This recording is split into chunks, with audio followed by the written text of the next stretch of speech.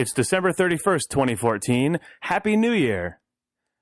This is Idle Thumbs 191, and I'm Jake Rodkin, alone in this room. As we said last week, and as evidenced by my being alone in this room, everyone's out for the New Year's. They're on break. So what we're going to do this week is play you guys a special episode of Idle Thumbs that we did for an online magazine called Matter.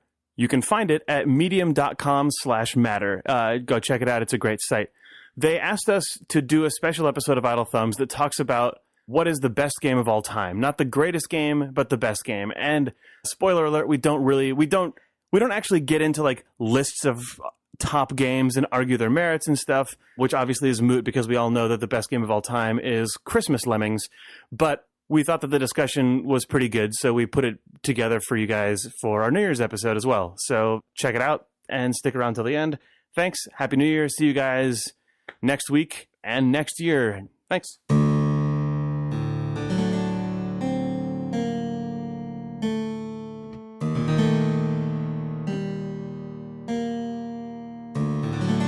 I'm Chris Remo. I'm Sean Vanneman. And I'm Jake Rodkin. And this is a one-off episode of Idle Thumbs, a weekly video game podcast you can find at idlethumbs.net.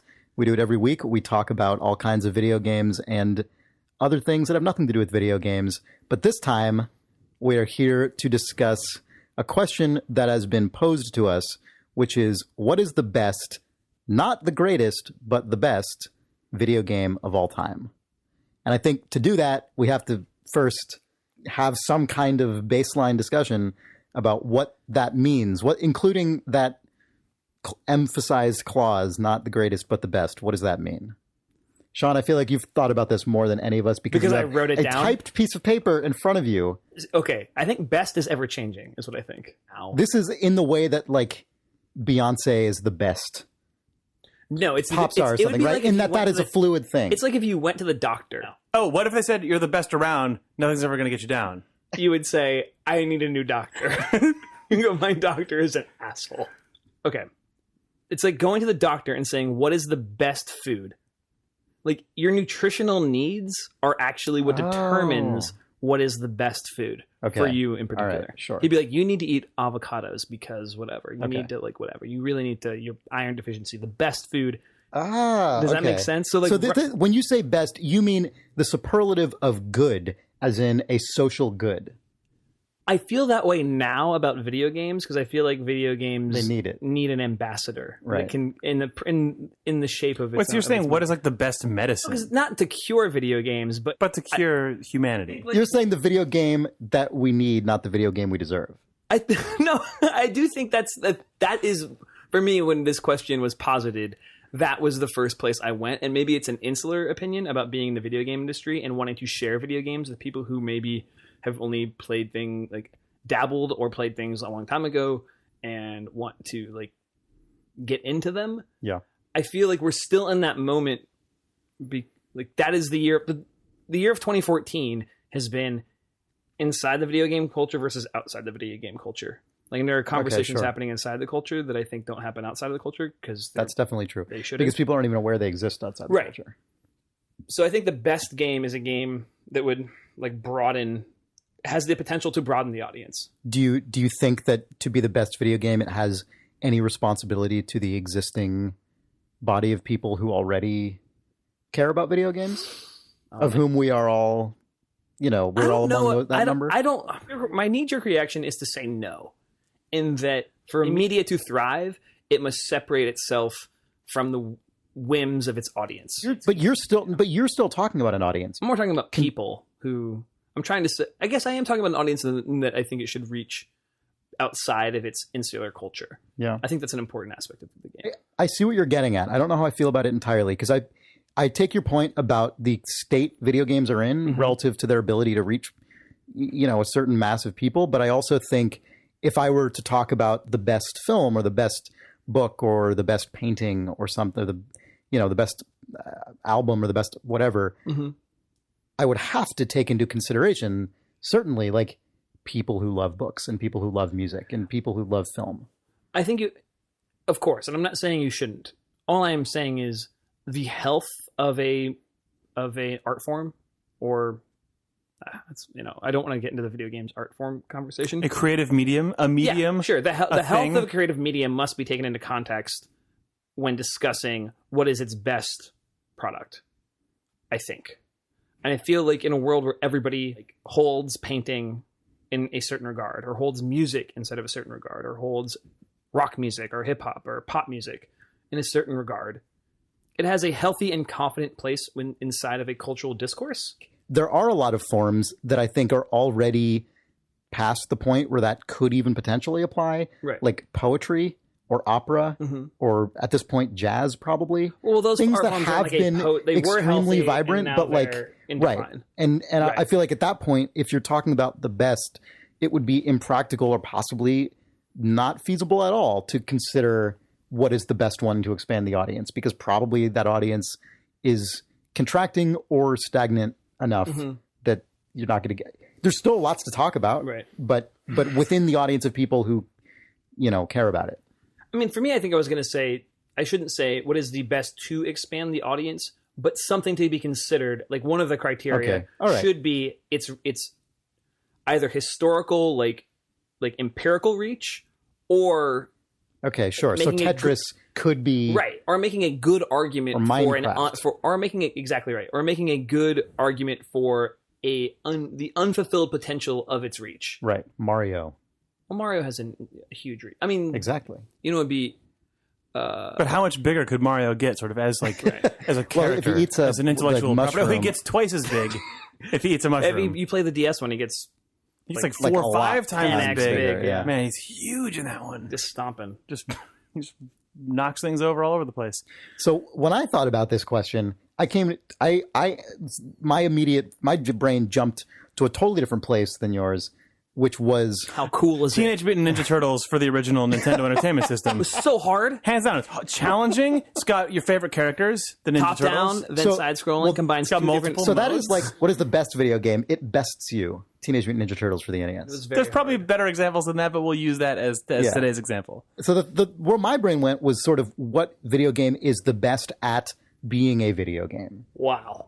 I was thinking like, what is the video game that best exemplifies Jake is going to jump all over this. what video game best exemplifies the form video game? Like that is the most video game, right? It requires a video game to deliver this emotional or intellectual payload. Right. Right. And like if it does so in the most sublime way, So not maybe that is the best video game. So Spelunky. Yes. Well, yeah, that's obviously. the next segment. Sorry. you could reduce that way farther down to another game that we talked about a lot, which is something like QWOP. But I thought you were going to say. Oh, sure, yeah. The thing that I was going to say to ruin your conversation was that you were was going to pretend that you were discussing which video game had the most video game in it. What game is that? I don't know. Like probably. Skyrim. Probably Grand Theft Auto. GTA 5. That's still Minecraft, probably. Minecraft. By volume. In right? Minecraft, you Yeah. make the video game as you play. Dwarf it. Fortress. Did you ever wish, Chris, that you could Oh, that's simulate true. the like Mines of Moria from Lord of the Rings to such an immaculate detail that like people have like mites in their beard and stuff, and that makes them mad? Someone thought that. Someone did, and then they A made computer that game. thought that, and it just spontaneously happened in Dwarf Fortress. A person didn't even need to think that. It just No, occurred. sorry. So you were going to talk about in the abstract. No, I need But to I hear. think that's I think that's a valid criterion because I think if you're willing to combine those two, I mean, that's Minecraft. If we Right. take the intersection point between our two criteria, it's got to be Minecraft, right? I That mean, is such, upon, that is at so first unique glance. at first glance. Sure. Yeah. I guess if we're thinking in the current context, Right. because then you could go to Tetris, you could go to, you could if you're going historically. You could also, maybe go to lesser known games. That maybe have the potential to have been Sure, Minecraft The that weren't. Sims. Well, that's not Lesser known games. One of the greatest selling games I know. of all time. I know. I feel like the Sims star has waned a bit in Like recent jazz years music. relative to its to its heyday, but or SimCity for that matter. It feels like because this conversation instantly went to they set a very high standard. Things Criteria. Yeah, like, mine didn't, for what it's worth, but we can get to me in a second. Oh, do you have something? My best is just the most subjective and personal one, which is Luigi is in it. no, okay.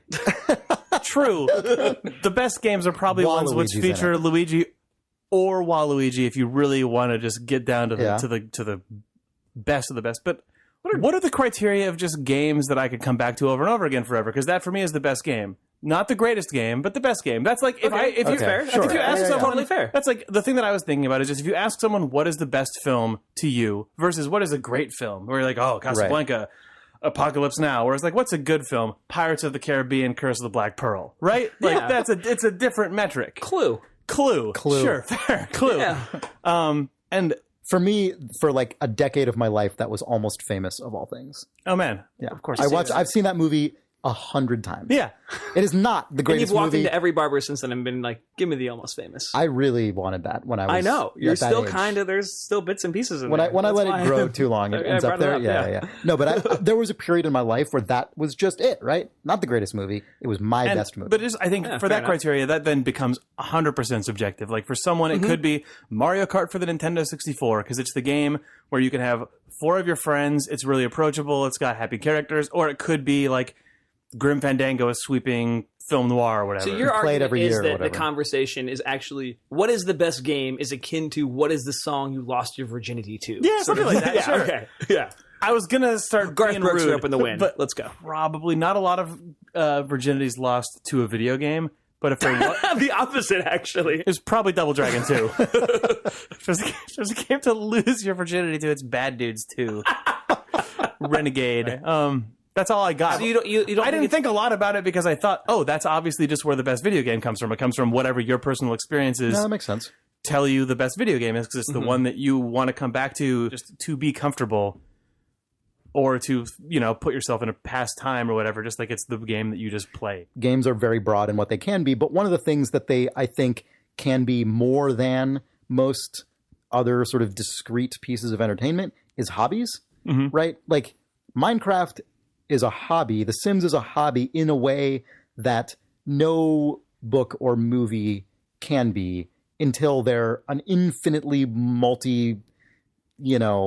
platform transmedia But even property. then, But right? even Like, then, people it's still who are like Harry Potter or Star Wars Yeah. are just super fan. the hobby aspect of games is something that I think, Jake, allows your criterion to be, you can make a strong case for it, right? Because you say these are things you spend potentially hundreds and hundreds of hours with. Rereading a book that you like or rewatching a film that you like is very different than being into like the Harry Potter fandom or something. That's closer to like addiction to me. Like you're just addicted to that specific piece of content as opposed to just. But games do that even more powerfully. But that's still sure. So do slot machines. But that's like you don't go back to a favorite slot machine unless you're addicted. Where you can go back to a favorite game the way you can go back to any other medium. It's true, but I think the way you engage with it is more continuous in games. Sure. When you reread a book, the book still starts and ends. I mean, you might immediately start it again after you finish it, but that's really specific behavior. Whereas you can just sit down in front of a game and just play it indefinitely if it's that kind of game. That's true. It depends on the sort of game. It does depend on the you could game, play an right? adventure game or a If game you're- with a single player campaign to Yes, completion you or definitely to your can. favorite chapter point. For sure. I'm admittedly still fixated on a game that you lose your virginity to, and the picture that came to my mind was I was like, what is the most practical example of that? And I think that it would be Guitar Hero or Rock Band, Yeah. where a there you go. song Yeah, that's yeah, yeah. like, it's your song or it's a song that like sets a mood. Yeah. You start making out. The thing about that would be hilarious about that though is that in Guitar Hero and Rock Band, if you stop playing the instruments, the It just song goes- eventually falls away, and then it plays. You just hear like the audience going, like just sort of general. They start booing, don't they? Yeah, they eventually start booing, and then it goes. Brrr. So like that moment was probably ruined unless they were playing on no fail mode. So the game most likely to lose your virginity to is Actually, Rock Band the best on no thing- fail mode. Okay, the best situation is there's two of you, right? You're doing vocals and guitar. Those are the things Right. that drop Then you out. just get a You're funky left bass and with a the bass, drums. the drum set. Yeah. And a crowd cheering you on. So that's the best game, apparently. Any Rock Band or Guitar Hero game on That supports on no no-fail fail mode. mode. It's the best game, apparently, to lose your virginity to. We're off book for Idle Thumbs podcast right now, but We've come up with our rubrics, right? Our potential rubrics for some best would game. argue we solved it, but maybe not. Maybe not everyone. We made a case of some kind for a particular game. Right. Sean, you put forth your theory here, and the games that kept coming up, maybe because I kept bringing them up, were Minecraft. And Spelunky. Well, in my case, Spelunky. In your case, Minecraft. Yeah. Stuff like Tetris and The Sims, I think, Right. got tossed in there a couple times. Is there a candidate that you... I mean, so I kind of rolled around on this, and then the conversation backed And I me think off of it. GTA would have to go in there, right? And That's what I don't want GTA, because of the creative choices that are made for it, to be in the conversation, because I think it limits itself through its political lens in a really unfortunate way. Sure. But I do kind of want to make a case for something like a GTA. The mechanical things GTA has on offer, though, are it's a potential sphere. Yeah, but I mean, its theme and mechanic intersect nicely, right? But there's stuff inside of its theme that's just like not necessary and limiting and sophomoric and not as smart as it thinks it is, and I think ultimately hurtful. But I think I want to make an argument for something like a GTA or even a Half-Life. But Half-Life, it's like the intersection of Doom and a great movie, you know, and it feels too much like meets. Okay, I guess. So you would argue maybe in favor of something like Far Cry 2. I mean, I think it's in the conversation. I think that's in my conversation. I think it's more than the yours. Conversation. I think starring Gene Hackman. I think if you're going to be a new listener to Idle Thumbs, you'll notice that the Idle Thumbs site of idlethumbs.net/idlethumbs is all Far Cry 2 themed still. So I think if we're looking at your question if we're including the historical view, I do think the original Super Mario Brothers has to be a factor. I think that was the game that brought all people in the family all playing the same thing. The triumph of Super Mario Brothers for the NES was really taking ideas that had already been tested in a bunch of different environments, whether it was the arcade or the Atari, and just doing it synthesizing better. them the best, and just doing it the best. And I think that's obviously a cornerstone, but that doesn't know if that makes it the best game. You know what I mean? Like, I don't know if it makes it. Yeah, I guess I was going by your kind of ambassadorial bent. Right. That's a deep dive for a later podcast. About it's probably Tetris on the Game Boy, because I saw Steve Wozniak playing it once on an airplane. You've seen Steve Wozniak more than once. I've seen Steve Wozniak playing Tetris on an airplane. And once with me. And we saw him with sick wraparound black shades and a bike helmet riding on a Segway through Golden Gate Park. With a woman dressed in the exact same outfit. Exact same outfit. Like, same Old Navy, like, tech vest thing. It was amazing. Got it all. Yeah. Same. Chris. So is this what we're going to hear about? The Moss Mouth? Obviously, I'm going to talk about Spelunky. I think you have to. It's so much part of what's going on now, I think, in games, in that it takes all of these properties that traditionally would be really kind of inside baseball, really hardcore random generation, and really unforgiving rules and permanent death. You know, when you die, that's it. You have to start all over from the beginning. Physics interactions between many different components in the level, but in a way that's very comprehensible and not overwhelming to understand, even if it's overwhelming to play sometimes. All these things that I think are traditionally associated with games that are very exclusionary, roguelikes, but it feels like it has struck such a nerve. I mean, it feels like it is like lightning in a bottle. You know, all the things that you're saying about Spelunky, you could use to describe Flappy Bird. I think Flappy Bird was fantastic. I would say Flappy Bird is actually the best game. And like all things that are the best, it is now gone. So we can only think about Flappy Bird in terms of its memory. Speaking of signs of the times, Jake, Flappy Bird is back, but in a form called Flappy Bird's Family, exclusively available for the Amazon Fire TV. So I don't know what Flappy Bird Family is your best game. I would say yes. Given that Flappy Bird is no longer available, I would say Flappy Bird's Family for the Amazon Fire TV is the best game.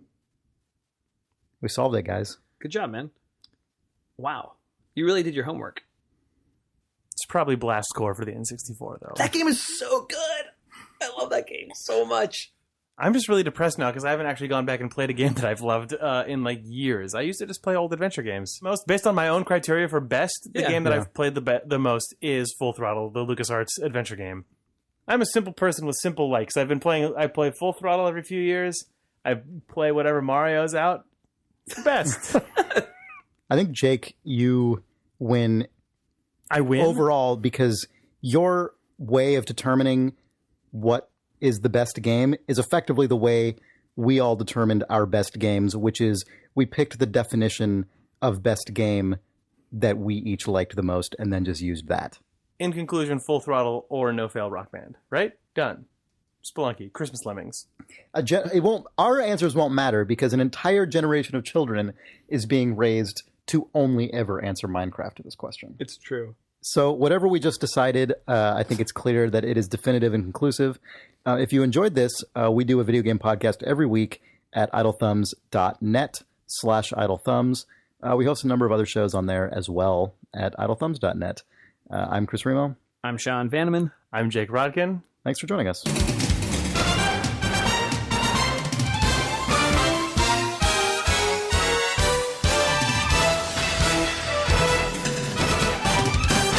Thanks for listening. If you love us, rate us on iTunes. Ha ha ha. That's not what that owl sounds like. That's not what he sounds like either. I'm just going to quickly wrap this up, and you can make your sounds. Okay.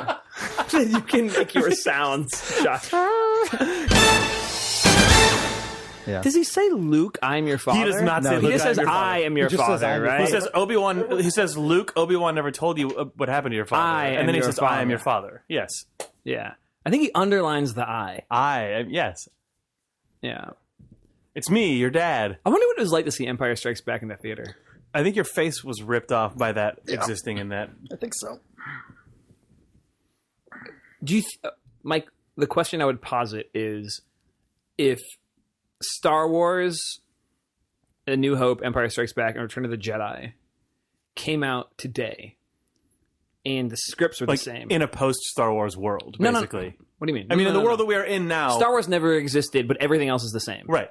Which is impossible cinematically. That's what I mean. I mean, we're effectively, Right. yeah. If Star Wars Like- came out in a post-Star Wars world, And the scripts were the exact same. Yeah. But they were just, it was J.J. Abrams shot it and everything like that. Or J.J. Abrams directed it or whoever. Just like a decent director Right, from yeah. today. Would the Empire Strikes Back ending land? I don't know. Or would people just be like, what a twist. How does dumb. What is it? How does it end specifically? Oh, you mean with the father? With him saying, "I'm your father," and then just I mean, nothing really happens. Han's frozen after that. It's like Han is in carbonite and getting shipped off to Jabba the Hutt. It depends because now big fucking planned things are all the rage. Yeah, big right. like cliffhanger movie endings. I think it are would like- land based on Hunger Games 2 landing. I think that Empire Strikes Back would land. How does that end? Hunger Games 2 ends with her in like there's a second Hunger Games in the second one, and all like to make it super brutal, it's all people who have been in it before. But it ends with her like blowing a hole in the roof of what turns out to be the arena. Like she shoots an arrow up into the sky and it explodes, and then she gets pulled out. And it's there's no like I'm your father realization, but it's just like it ends with them just saying everything that you know is bullshit. Your home was destroyed. Like we got you out, but not everyone lived. Whatever. Oh, It's there's just- also it's a twist where like a couple of the people who like run the Hunger Games. It turns out they were actually, like- revolutionaries. Like going to overthrow but the government. It feels Yeah. very much like the end of Empire Strikes Back because it ends with them all Yeah. on a ship flying away in this bleak But it was state. good. Like I remember Yeah. Hunger Games 2 being good, but it didn't melt my face off. I was like, man, that was a good movie. You know, people who are really into that series, especially people who hadn't read But the that's- books, yeah. were like, "Oh fuck!" I was super into the Hunger It's- Games, it's- but still, I didn't have that sort But that of seems like a different kind of revelation because that is the kind of revelation that always happens in a thing that I'm not saying it's not good or wasn't a I'm good your version of father it. isn't one that would always happen in this. I Is guess. it? I don't know. I don't know if it Maybe would not. become The main like, villain, the main like iconic villain of like,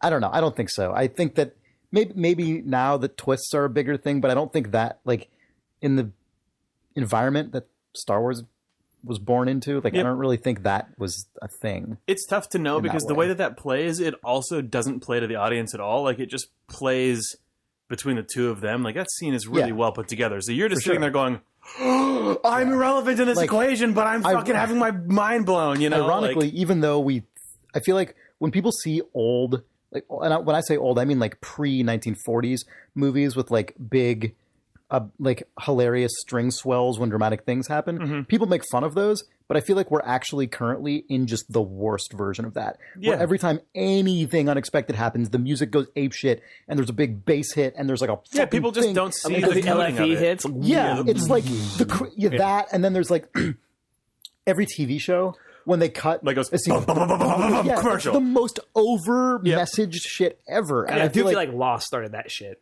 Lost really hammered it Just home. that for sure. house style of Where the every commercial go, commercial. yeah. Oh okay, And I feel like nothing. if you were shooting, even if the script is the same, if you were shooting The Empire Strikes Back today, how could you possibly not have that? Right? Like, that's what Yeah, I feel like is. people don't, it's a choice that people make that they don't even know they're making. Yeah, because it's so woven It's an into the entrenched. fabric. It's like if you lived in the 40s, postmodern style. if you lived in the 40s and were watching 40s movies, though, you wouldn't notice that that's what the score does because that's just what you're used to film scores doing. Yeah, well, because you're like now you don't you're notice like the Hans the- Zimmer But version. the pendulum has swung, right? Post-classical. Because in the 70s, in like American cinema of the 70s, that shit was way down relative to both before or after. because you're talking about modernist film. That was like a big shift, right? Totally, but I just mean like I feel like we're back at a high point now. Yeah, we're back in like In a Michael Bay, all the J.J. popular Abrams movies are world. Hollywood genre It's movies, funny which because is like then we've been like living in the That's true. postmodern supposedly since Star Wars, cinematically speaking. But it is like with the advent of really great effects and then perennial franchises, it feels like you're like at a postmodern plus like well, I think like bold underlying. Star Wars was triple interesting underline, because whatever. it was a revitalization and like a reference to old studio movies in an era when that was not what was going on. But now we're not. It exists now, but just without the commentary element. Like Star Wars jutted out from like The Godfather and like Star Wars was kind of a reaction to things. Yeah. But the stuff now that it's just what it is. it's just People what love it is. People It's eat it right, up. exactly. Like Star Wars, in a way, kind of introduced the modern concept of bombast. Like Star Wars was deliberately a revival of older things, but even in their own era, those older things never had the technical level of mastery relative to the environment that Star Wars did. I think the Indiana Jones movies are actually the sort of the best example of this as a through line because Raiders. When Raiders existed, there was no notion of an Indiana Jones movie in quotes. Like what happens in an Indiana Jones movie? That's true. Indiana Jones was like it's a serial, but then by Last Crusade, it's like, well, in an Indiana Jones movie, you got to have a scene that does this. right. Those movies introduced, I think, the roller coaster notion of an action film by more than any possible example you could think of before them, right? Like in terms of just this constant like rise and fall. Except that in the because first one, they're always moving through the same. Exactly, They're always yeah, moving yeah. into a new set. their whole goal though was to make it feel like you were watching like 7 single reel shorts. Right, stitched exactly. together. But again, I guess my point is that as I was saying about Star Wars, I think both Star Wars and Indiana Jones did that with such a level of technical mastery that you maybe was like what those older serials conjured in your imagination, but definitely not what they actually brought to the it's the screen. pro version. Because I feel like if you're sitting down and talking about the script of The Last Crusade, outside of the context of what an Indiana Jones movie is, you're talking about, no, then we need to move on. Now they're in the Nazi castle. Yes. Now they're in the desert. Now they're in the whatever, because you're mapping like old serials to that sort of like progression.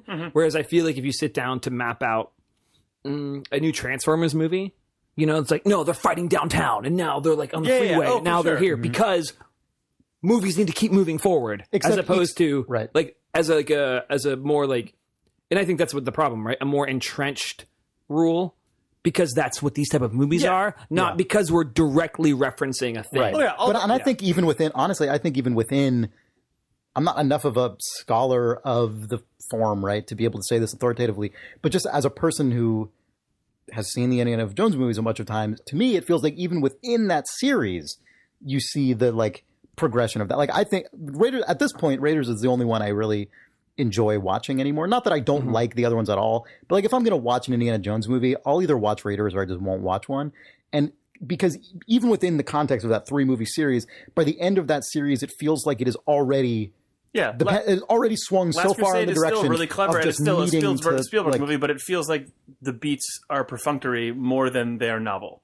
right. Whereas when Indiana Yeah, I guess Raiders, it's just so well done that I forgive it. You know what I mean? Yeah, no, Or that's- like when that's they fine. ride off in the end, Yeah, I'm just sort of like, okay, it is the actual Last Crusade. The 4th movie is a crime. You cannot put out a movie called The Last Crusade and then secretly put out a new one. Like, or put out a new one 20 years, 30, 25 years later. I don't know. Land Before Time 7, Never Ending Story 3. That's basically what you're doing. Yeah. You're just basically doing that then. yeah. But yeah, no, I guess if you include the 4th Indiana Jones movie, that then makes that curve into like an exponential curve where it's like Raiders to Last Crusade, to Crystal Skulls. Like, Well, it's whoa, just a now we perfect are sort of like time capsule, right? Yeah, now, Of, like, now we are in eras. the age of everything is just perfunctory and unsaid and just shitty without even caring about why it's It's going happening. to be so disappointing when film scholars just sit down. Like that's a class. Like that's a class at USC in 2049. the logarithmic decay of Indiana Jones. da. Yeah, like what happened? Yeah. Oh, I mean, obviously, it's a metaphor for the time. It's perfect. It's absolutely perfect given the years those movies came out. Fuck. I will say I do really I totally understand what you're saying about them being so well done that it's just like it's a blast. I totally am with you on that. But I do think is that way. Raiders of the three, like by a huge margin, feels sweeping in the way that I think the like reference material that I think it's intended to, given the reference material, right? Like when I think of that movie, I think of like a huge color palette that is like sweeping in a really coherent way. It's almost like, this is such a ridiculous comparison to make, but almost like Lawrence of Arabia or something. I was just going to say that. It feels like a David Lean movie. Yeah, exactly. Yeah, it feels like Lawrence. Grand scope, and the music is such, obviously, like a callback to that. And this is it's got sand in it, which I know is... Right, but it feels like Casablanca. I think also from a plot standpoint, Raiders hits the... I'm not sure that we're talking about this, but I think that Raiders hits the I'm a cereal strung together better than any of the other ones, because in Raiders, they say, we're going to set out and do this thing. And then they do it, and the movie is like halfway over, and you don't really know where it's going to go after that. Like, I'm going to watch Raiders tonight. I haven't seen Raiders. And then it's like the shit with the submarine and the Nazi base, and they're on like that little tramp steamer and stuff. Whereas Last Crusade, they're like, we're going to get the Holy Grail. I have this Grail diary. It tells us how to do it. Right. They go and there's a stopover at the castle to get his dad, but other than that, it's like we're going from point A to point B. And they get to point B. And it's a great journey. The amount of sets in The Last Crusade is insane. Yeah, but no, it ill portends for like what movies were after that. But I feel like Last Crusade did get away with it. Yeah, Last Crusade is probably like the knife's edge of this, actually. But like one more whatever. I saw a double feature at a drive-in. The only time I've been to a drive-in, it was with my parents. I saw a double feature. And this was the tipping point happening, because I saw Last Crusade, and then the next movie was Ghostbusters 2. That was it. What is that supposed to mean? That was the end. Do you have a point to make? You think Ghostbusters 2 is the knife edge of sequels? No, I think Ghostbusters 2 was me falling off of it into just shit town. That was the end of movies. I don't understand what you're okay. Oh, nothing. Just Ghostbusters. Ghostbusters 2. I've never seen Ghostbusters. Oh, it's bad. Ghostbusters 2 is bad. It's bad. Let's just say that the Statue of Liberty gets covered with like ectoplasm, and then they plug in an NES Advantage gamepad and drive it through New York. The one with the weird nub? No, that's the NES Max. Oh, right. What's an NES Advantage? It's the fight stick one with the big joystick and the huge buttons. I don't and like a think turbo I've seen button. that.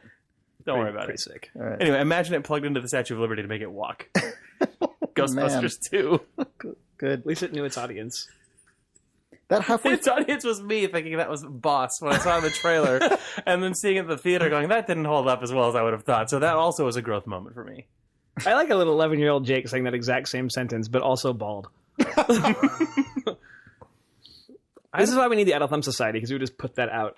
Yeah. I had a full head of hair, and barbers were always like... It's true. When you were 11, you did have a full head of hair. But hair. I mean, like, by 12, you were fucked. Up till basically when I lost my hair, I went to the barber, and they're always like, oh, you have such a just thick head of hair. You have so much. This is great. Can I give you a secret? I love cutting this hair. Can I tell you a secret? They tell that to everybody. I know, but when you lose your hair, you remember it. When I was a kid, I remember... Oh, no. When you're Chris a kid, has more hair than both of us combined. Yes. I mean, more hair than me. The barber also told me that, Jake.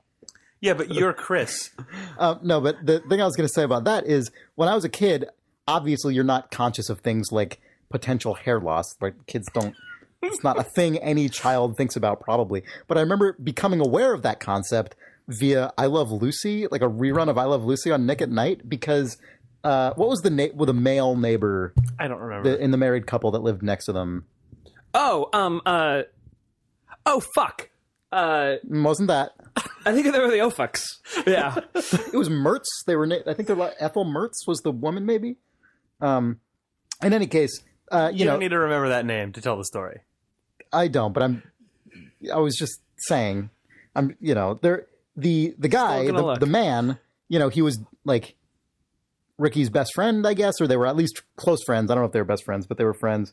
And I remember he's bald in the show, and they had a flashback to him being a young man, and he had as a gag, he was wearing a full toupee that was fictionally intended to be his actual real head of hair when he was 20 years younger or whatever. And I remember he and his wife are, picking at each other the way that they do.